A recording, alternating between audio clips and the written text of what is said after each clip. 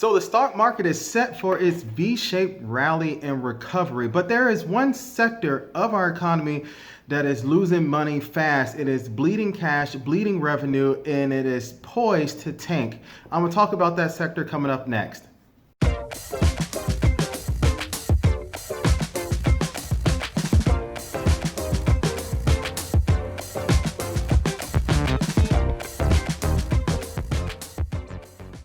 Hello everyone, my name is Paul Zachary Shelton Jr. and I'm the Chief Investment Officer of Warwick Shore Advisors.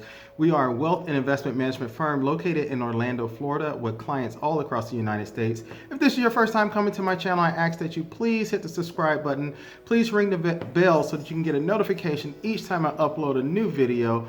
Also, please like this video, give it a thumbs up, hit the like button, smash it as many times as you can to help the YouTube algorithm share this video with as many people as possible. That does something very special for me. It helps me reach my goal of increasing the financial literacy of our globe, one person at a time. Thank you so much. Before we get into today's topic, I want to offer to you a free financial planning cheat sheet.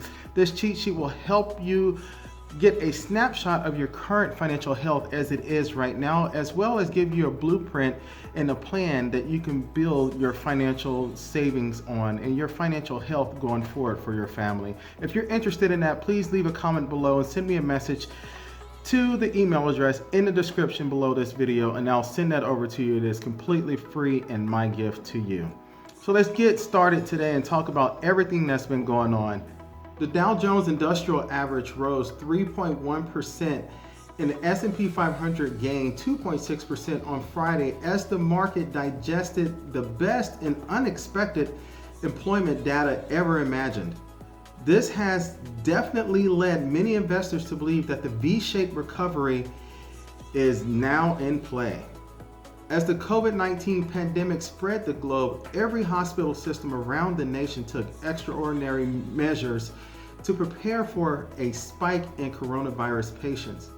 Many elective surgeries were canceled and hospital CEOs encouraged low occupancy levels at all of their locations. In March and April, many hospitals canceled or delayed elective procedures to make space for a potential flood of coronavirus patients. Because of that, hospitals were losing millions of dollars per day just to stay open. In April, the American Hospital Association estimated that hospitals were bleeding more than $50 billion per month. The University of California, San Francisco estimated that they'd lost $5 million per day in revenue at the height of the pandemic. As of now, they estimate they're losing roughly $3 million a day since the country is slowly reopening. The hospital alone is expected to lose between $600 and $700 million this year. This is just for one hospital. Many hospitals around the country are in the same position, but why?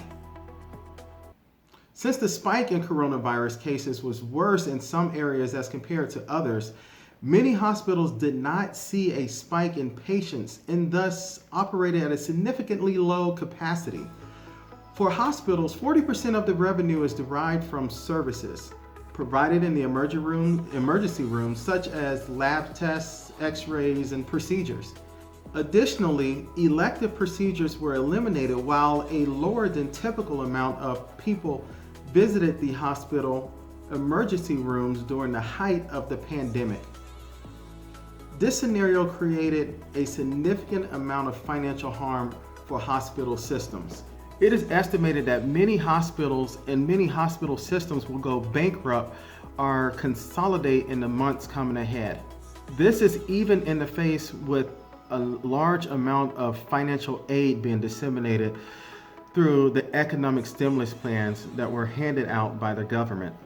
Hospital emergency room visits are still lower than usual as most of the country has entered at least phase 1 of the reopening process.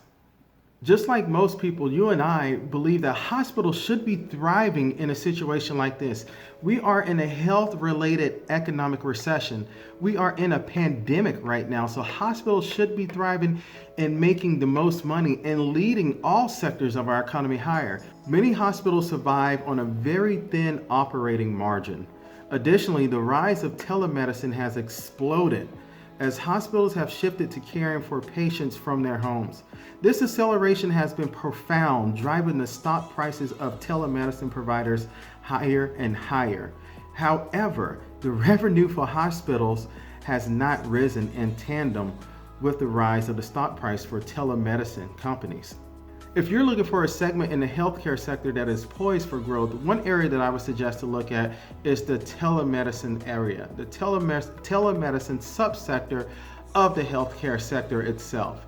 If you're in a position where you do not want to reallocate away from the healthcare sector of your portfolio, but want to maintain the same asset allocation, I believe this is one key area that you should really focus on because it's primed for growth, not only currently as of right now and through the end of the pandemic, but it is primed for growth as we move forward and consumer taste changes.